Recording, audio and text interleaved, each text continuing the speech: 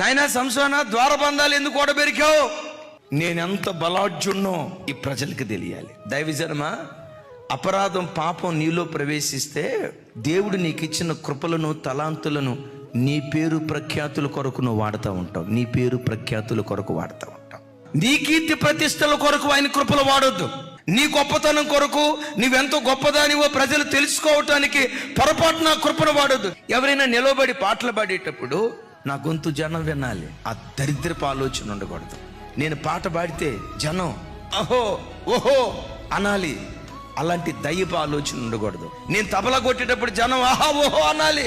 నేను ప్రసంగం చేసేటప్పుడు జనం ఆహా ఓహో అనాలి. నా గొంతు జనం వినాలి అని అన్నావా, స్వయం పని చేస్తుంది కానీ దేవుని ఆత్మ పని చేయదు. ఏ పని చేసినా, నువ్వు కానుకిచ్చినా, ప్రార్థన చేసినా, మందిర పరిచర్య చేసినా, దేవా నాకు మీరు ఇచ్చిన కృపలు నీ మహిమ కొరకే నేను వాడతానయ్యా.